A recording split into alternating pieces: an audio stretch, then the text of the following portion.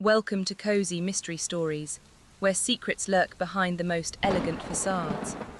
Tonight's case unfolds at a lavish art gallery opening in Manhattan's Upper East Side. The air is thick with champagne and envy as elite collectors gather for the unveiling of a single controversial masterpiece, the poisoned portrait. But when the subject of the painting drops dead before his own likeness, the gallery's impenetrable security system transforms the chic venue into a gilded cage, trapping suspects and a very sharp-minded observer within. Chapter 1. The air in the Sterling Gallery was not merely air. It was an atmosphere, carefully curated and frightfully expensive. It smelled of money, lilies, and the sort of discreet perfume that clings to old fur and older secrets. One might say it was the very scent of Manhattan's Upper East Side on a crisp October evening. The gallery itself was a study in minimalist opulence, a vast white cube where art was not so much displayed as enthroned. Spotlights descended from the impossibly high ceiling, creating pools of reverence around sculptures that looked suspiciously like gilded plumbing and canvases that were riots of color, with no discernible subject. Ah, but my dear reader, the truth is often disguised in the ordinary. And on this particular evening, the ordinary was a spectacle of extraordinary wealth. I found myself observing the proceedings from a quiet corner, a guest of the gallery's owner, Julian Thorne. Julian was an old friend, or rather, the son of an old friend, and he possessed the sort of agitated charm that comes from living perpetually on the edge of a financial precipice. He glided through the room, his smile as bright and brittle as the champagne flutes he offered to his patrons. "Elena, you absolute recluse. I was beginning to think you never leave your dusty books," he said, materializing at my elbow.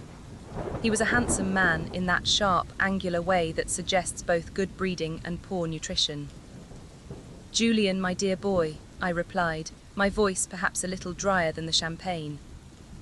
"My books are seldom dusty, and they are far better company than most people. I am Miss Elena Vance, a retired professor of history, and I have reached an age where I find immense satisfaction in small truths plainly stated." My gaze drifted over the assembly. It was a veritable menagerie of the city's cultural elite.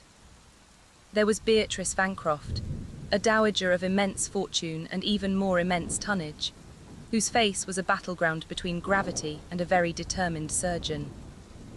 She was staring at a blank space on the far wall, the place where the evening's main attraction was yet to be unveiled, with the predatory gaze of a hawk sighting a field mouse. Near her stood Alistair Finch, the critic, a man whose pen was so dipped in venom that one wondered he hadn't poisoned himself by accident. He had the perpetually disappointed look of someone who has seen too much art and felt too little. And then there were the Crofts. It was impossible to miss Silas Croft. He was not a large man, but he occupied an amount of space that defied the laws of physics. He was a titan of industry, a brute in a bespoke suit, with a reputation for crushing competitors as casually as one might step on a beetle. His face, which I had only ever seen in newspapers, was a fleshy monument to his own success, all hard jaw and triumphant sneer. Clinging to his arm, looking as decorative and as fragile as a piece of spun sugar, was his wife, Isolde. She was breathtakingly beautiful, with the sad, vacant eyes of a creature in a cage, albeit a very luxurious one. "Everyone is simply dying to see it," Julian murmured, following my gaze. "Vansek has outdone himself. It's more than a portrait, it's a reckoning." He was referring to Leo Vansek, the artist of the hour. I saw him then, lurking in the shadows near the bar, a man who seemed to be composed entirely of nervous energy and black clothing. He had the haunted eyes of a true romantic, the sort of man who feels everything too deeply. He was staring at Silas Croft with an intensity that was frankly unnerving. One must always pay attention to such looks. They are the cracks through which the truth often seeps. A hush fell as Julian tapped a glass for attention. The moment had arrived. With a flourish, two attendants pulled away a swath of black velvet from the far wall. There it was, the poisoned portrait. It was, I had to admit, a masterpiece. Vansek had captured Silas Croft not as he was, but as he truly was. The likeness was unnervingly perfect, but it was in the eyes that the artist's genius lay. They held a universe of avarice, a chilling emptiness that the real Silas Croft concealed behind a veneer of boisterous confidence. The portrait did not flatter, it vivisected. A collective gasp went through the room, followed by a ripple of nervous murmurs. Croft himself stared at it, his face flushing a dangerous shade of crimson. For a moment I thought he might erupt in a fit of rage. But then a slow, predatory grin spread across his features. He saw it not as an indictment, but as a confirmation of his power. "To me," he boomed, raising his glass. "To a legacy that will never be forgotten." He strode toward the painting, the crowd parting before him like the Red Sea. He gazed at his own image, his chest puffed with a pride so profound it was almost a sickness. Then, in a gesture of supreme, possessive arrogance, he reached out and laid his right hand flat against the painted cheek of his likeness. "Mine," he whispered, the word a gravelly hiss of ownership. He stood there for a second longer, his hand still on the canvas. Then a strange look crossed his face. His eyes widened, not in triumph, but in sudden, stark confusion. He took a staggering step back, his hand falling from the painting. He opened his mouth as if to speak, but only a choked gasp emerged. His other hand flew to his chest, and his face, already florid, turned a terrible, mottled purple. He collapsed. It was not a gentle fall. It was the graceless, final collapse of a felled tree, a puppet with its strings cut. He hit the polished concrete floor with a sickening thud that echoed in the sudden, absolute silence of the gallery. Isolde Croft screamed, a thin, piercing sound that shattered the horrified stillness. The crowd surged forward, then recoiled. Julian, his face a mask of white panic, fumbled for his phone. And then something else happened. A low hum filled the air, and with a series of heavy, decisive clicks, steel shutters began to descend over the gallery's vast windows and the main glass doors. One by one, they slammed shut, plunging the room into the stark, artificial glare of the spotlights and sealing us off from the outside world. "The lockdown," someone cried. "The security system." Julian stared at the sealed doors, his eyes wide with horror. "No, it's the Alpha Protocol. It can only be triggered from my office. It must have malfunctioned." We were trapped. Trapped in a sterile white box with a dead man, his painted ghost, and a room full of people who just moments before had been smiling with their teeth. I drew a slow breath, the air now seeming thin and cold. My gaze went from the dead man on the floor to the portrait that watched over him, its painted eyes gleaming with cold, knowing malevolence. It was then that I noticed two things. The first was a faint, almost imperceptible smell in the air near the canvas, a scent like bitter almonds. The second was a strange, darkish stain on the tips of Silas Croft's right hand, the hand that had touched his own face. The little grey cells in my mind began to stir from their comfortable academic slumber. This was no simple heart attack. This was murder, and the killer was not only in the room with us, they had just locked the door. Chapter 2. Panic, my dear reader, is a most unhelpful emotion. It is a contagion of nonsense, spreading through a crowd and clouding what little judgment it collectively possesses. The guests in the Sterling Gallery proved no exception. They flocked to the steel-shuttered doors, pulling at them with manicured hands, their expensive evening wear suddenly looking like costumes for a particularly grim play. Shouts echoed in the cavernous space, the acoustics amplifying the hysteria. "There's no signal," a woman wailed, waving her mobile telephone as if it were a talisman against disaster. "The jammers are on." Julian Thorne, to his credit, was attempting to assert some semblance of control. "Please, everyone, calm yourselves. This is a state-of-the-art system. It's designed to be impenetrable to protect the art. I'm sure it's just a glitch. I've called the security company. They will send someone." But his voice lacked conviction, and his eyes kept darting towards the body of Silas Croft, which lay sprawled on the floor like a dreadful piece of performance art. Amidst the chaos, a few individuals remained conspicuously still. Isolde Croft had sunk into a chair, her beautiful face buried in her hands, her sobs surprisingly quiet and rhythmic. Leo Vansek, the artist, had not moved from his spot in the corner. He watched the scene with the detached curiosity of a man observing an experiment, his dark eyes fixed on his own creation, the portrait that now seemed to be the silent master of ceremonies. Beatrice Vancroft was examining the painting, her expression not one of horror, but of shrewd, cold appraisal, as if she were calculating its new blood-soaked value. My attention, however, was on the corpse. A stout man with a medical bag I hadn't noticed before was kneeling beside Croft. He introduced himself as Dr. Chen, a collector of modern sculpture and, more usefully, a cardiologist.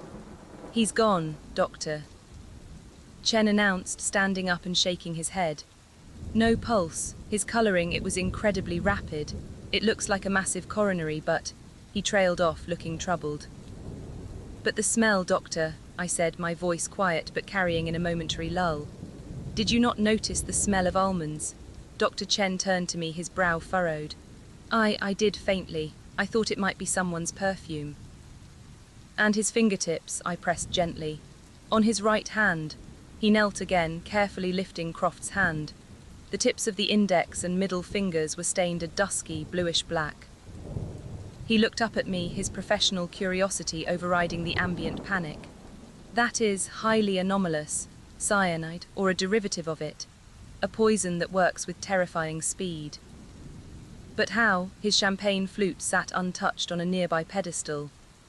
I stepped closer to the painting, ignoring the faint gasp from Alastair Finch, the critic, who seemed to believe I might suffer the same fate. The air was definitely thicker with that bitter almond scent here. I leaned in, my old eyes peering at the canvas. The varnish had an unusual sheen, and there, where Croft's hand had rested, the surface seemed infinitesimally disturbed, almost tacky. "Julian," I said, turning to our frantic host, "this lockdown. You said it was triggered from your office." "Yes, the Alpha Protocol," he said, running a hand through his already disheveled hair. "It seals everything. The doors, the windows, the ventilation, jams all external communication. It's for a terrorist threat or a major heist. It can't be overridden from in here. It requires an external code that takes hours to get authorized by the security firm. So we are quite stuck," I concluded calmly, "with a murderer." The word hung in the air, a drop of ice that silenced the remaining whimpers. The panic began to cool, replaced by a far more dangerous emotion, suspicion. Every eye in the room began to survey every other eye. We were no longer guests at a party. We were a collection of suspects in a sealed tomb. One person, however, seemed to have missed the memo. A young woman with fiery red hair and an even more fiery expression pushed her way through the huddle of guests. She was dressed in practical trousers and a worn jacket, a stark contrast to the silks and jewels around her.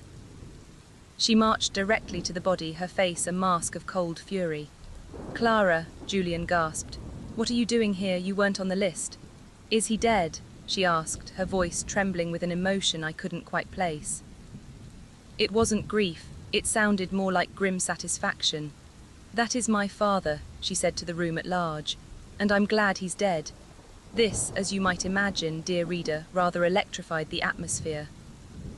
This was Clara Croft, Silas's estranged daughter, a well-known activist who had dedicated her life to protesting her father's rapacious business practices. Alastair Finch, the critic, was the first to find his voice. "She was arguing with him earlier. I saw her by the entrance. She said she wouldn't let him get away with it." All heads turned to Clara, who stood her ground, her chin held high. "Yes, I did." He was about to bulldoze a community garden for another one of his glass monstrosities. I told him I'd stop him. I didn't say I'd kill him.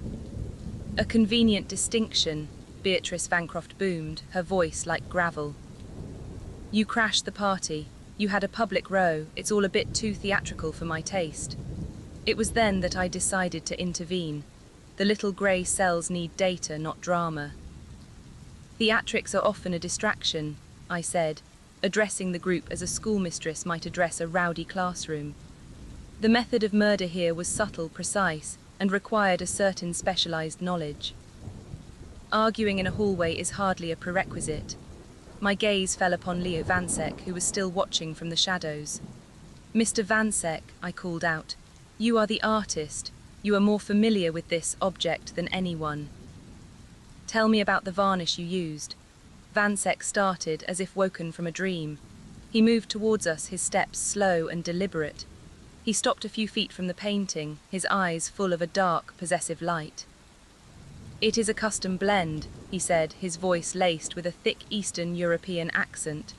"To protect the colors, to give them permanence. And you were not concerned about Mr. Croft touching your masterpiece?" I asked. A strange, cruel smile touched Vansek's lips.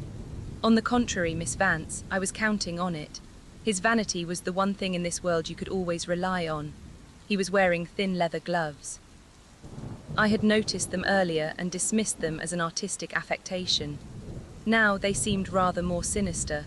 A man who paints a poisoned picture would be wise to wear gloves. The net of logic was beginning to form, and Mr. Vansek was standing right in the center of it. Chapter 3.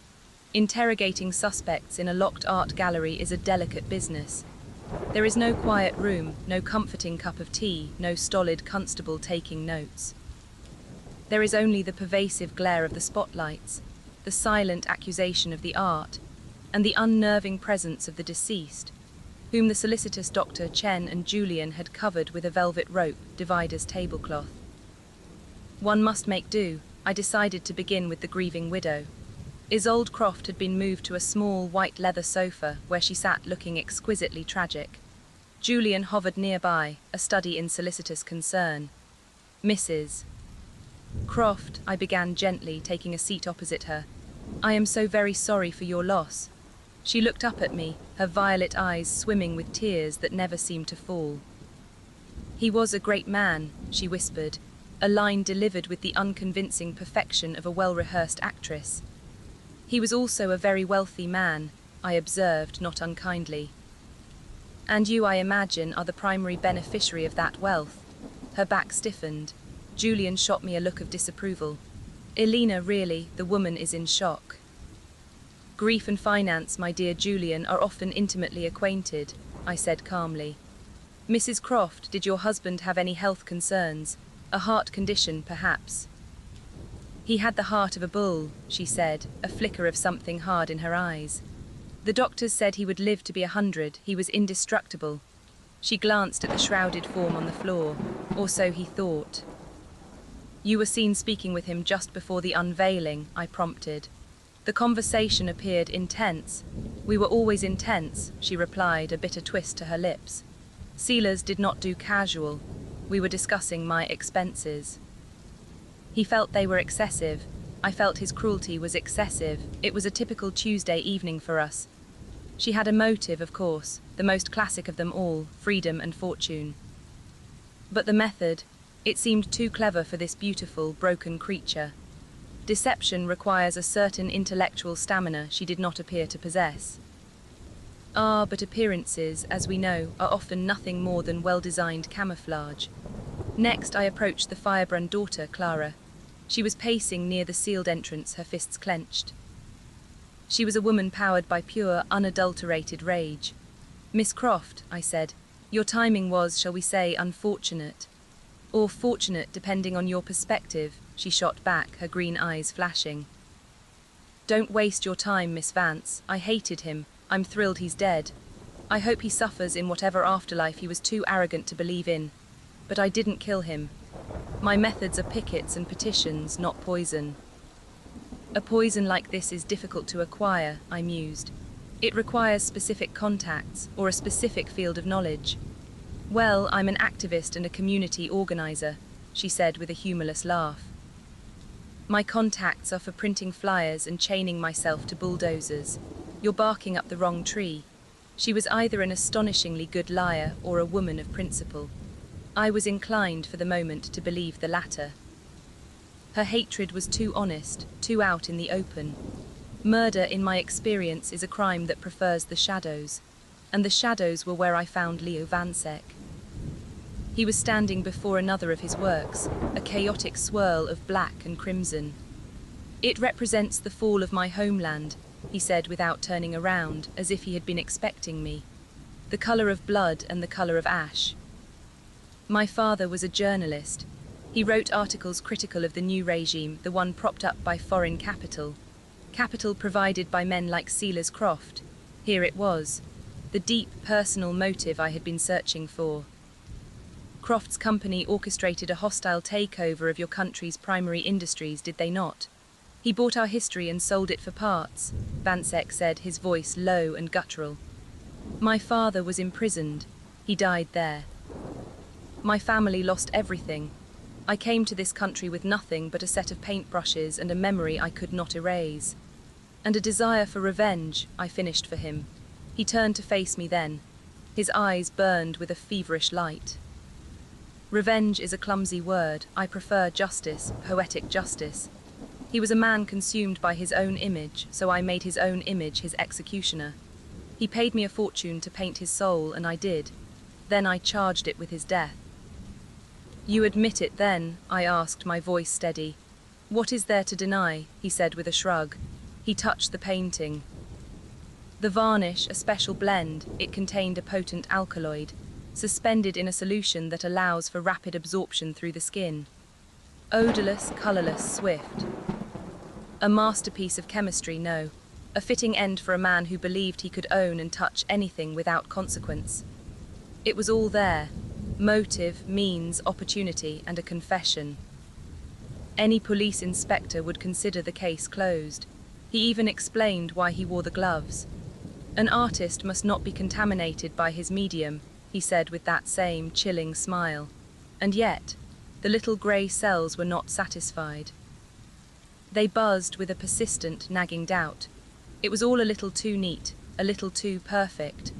Like a play where an actor delivers his lines with impeccable timing but no genuine feeling. Vansek's confession felt like a performance. My eyes drifted across the room to Julian Thorne. He was still playing the part of the perfect host, offering water to his traumatized guests, speaking in hushed, reassuring tones. But I had noticed something earlier, a brief exchange between him and Vansek before the unveiling. I had been admiring a small sculpture nearby and had overheard Julian's words, carried on the air. An artist must be bold, Leo, he had said, clapping a hand on Vansek's shoulder. Imagine a legacy that could truly touch its subject. At the time, it had sounded like artistic encouragement, a gallery owner puffing up his star painter's ego. But now, in the shadow of murder, the words took on a darker, more sinister meaning. I also considered the lockdown.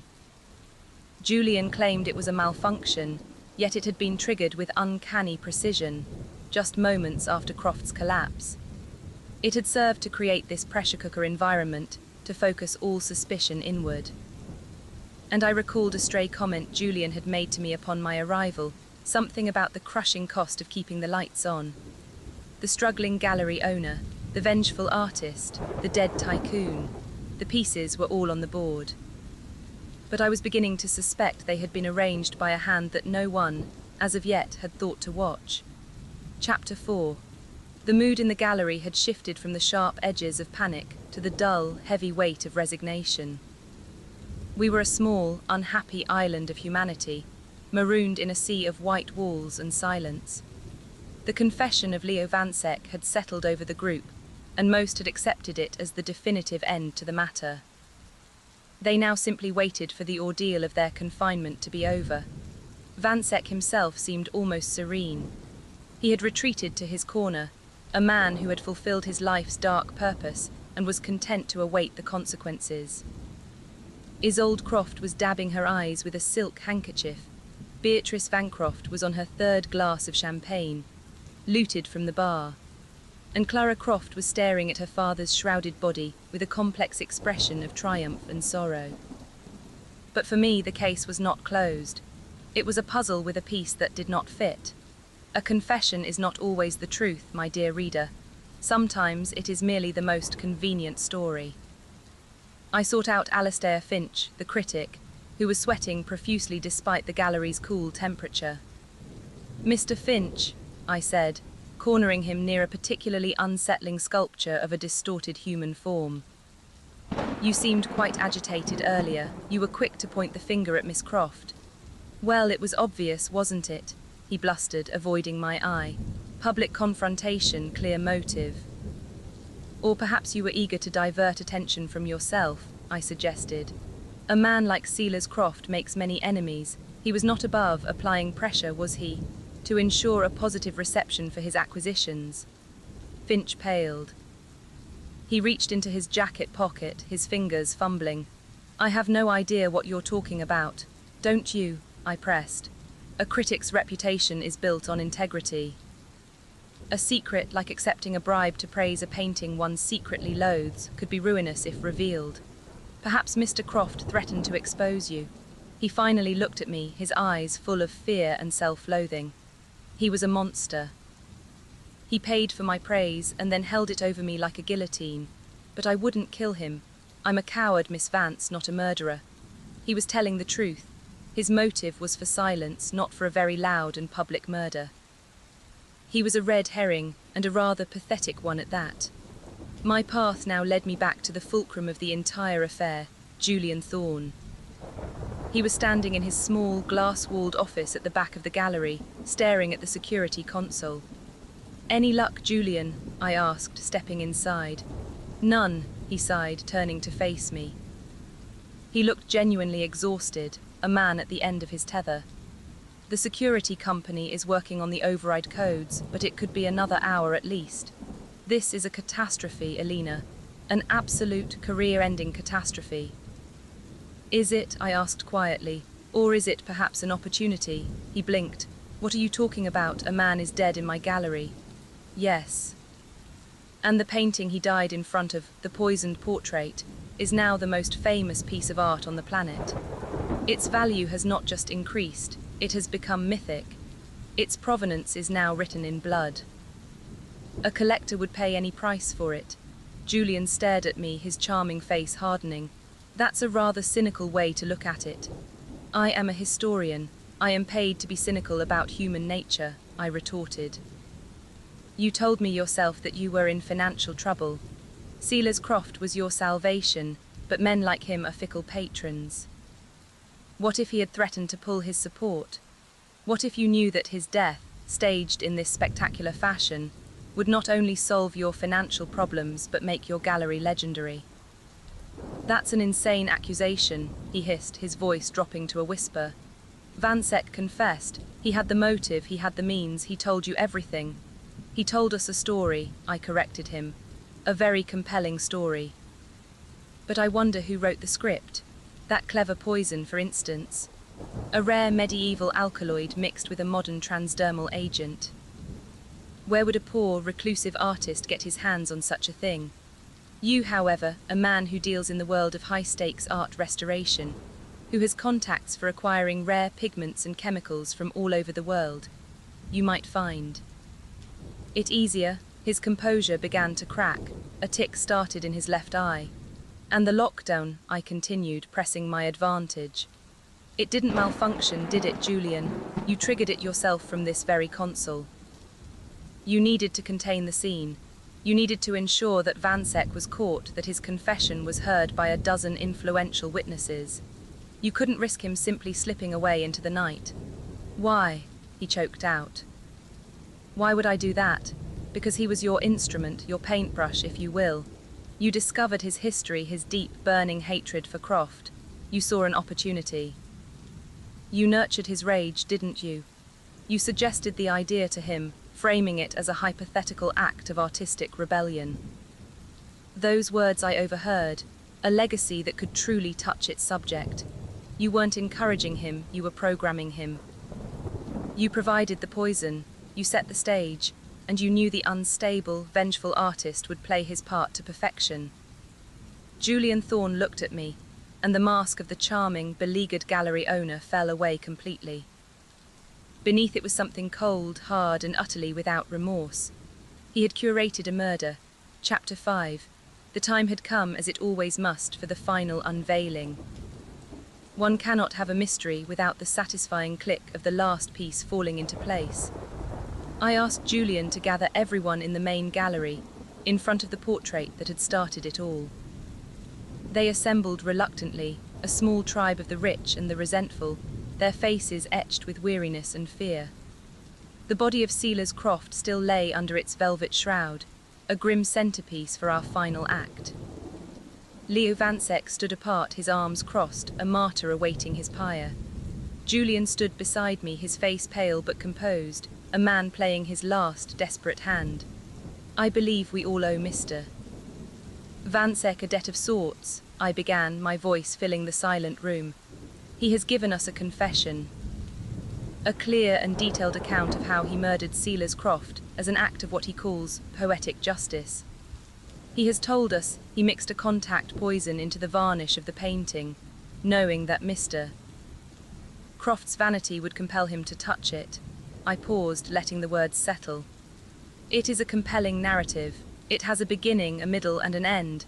It contains motive, means, and opportunity. In short, it is a work of art. And like many works of art, it is a carefully constructed lie. A gasp went through the room. Vansek's head snapped up, his eyes wide with confusion. Oh, you committed the act, Mr. Vansek, of that there is no doubt, I continued, turning to him. You applied the poison, you watched him die, but the murder was not your creation. You were merely the artisan, not the architect. My gaze shifted and settled on Julian Thorne. The true artist behind this evening's grisly performance is our host, Mr. Thorne. Julian laughed, a short, sharp bark of a sound. Elena, your imagination is running away with you. This is absurd. Is it? Let us examine the evidence, shall we? The little details that do not fit Mr. Vansek's perfect story. First, the poison, a highly complex compound. Not something a struggling artist could easily procure, but certainly within reach of a gallery owner with connections to the world of art restoration and its exotic chemicals. Second, the setting, I went on, my voice methodical. This gallery, so conveniently sealed. Mr. Thorne told us the alpha lockdown was a malfunction. But the security logs on his computer will show a manual activation, triggered from his own office, at the precise moment that would cause the most chaos and ensure no one could leave. He needed us all here as witnesses to his little play. I saw the flicker of panic in Julian's eyes. He knew I was right. But the masterstroke was the manipulation, I said, my voice softening slightly. Mr. Thorne was on the verge of financial ruin. He knew Silas Croft could save him, but he also knew Croft could destroy him on a whim. He needed a more permanent solution. By chance, or perhaps by design, he discovered his star artist's tragic past and his all-consuming hatred for Croft. And he saw a tool. He didn't instruct Mr. Vansek to commit murder. Oh no, that would have been far too crude. Instead, he planted the seed. He spoke of art as an act of rebellion, of leaving a legacy that could truly touch its subject. He made the poison available, describing it as a mere chemical curiosity. He built the stage, and he knew that Mr. Vansek's rage and artistic temperament would do the rest. He didn't have to push him. He simply had to clear the path and let him run towards his own destruction. I looked at Vansek, whose face was a canvas of dawning horror. He was not a triumphant avenger. He was a pawn who had just realized the board was far larger than he had ever imagined. You would have been the perfect scapegoat, I told him. The mad artist consumed by revenge, and Mr. Thorne, I turned back to our host. He would be the tragic victim of circumstances, left with a gallery made famous by scandal and a painting, this very painting that was now priceless. He would not just be solvent, he would be legendary. It was not a simple murder to escape debt. It was an act of brutal, psychopathic art curation. The silence that followed was absolute. Julian Thorne stood there, stripped of all his charm and artifice. The face he showed us now was one of cold, reptilian calculation. He did not bother to deny it. It would have been perfect, he whispered, the words filled with a quiet, terrible rage. It was a masterpiece. As if on cue, a loud, grinding noise echoed through the gallery. The steel shutters on the doors began to retract, flooding the room with the flashing blue and red lights of the city outside.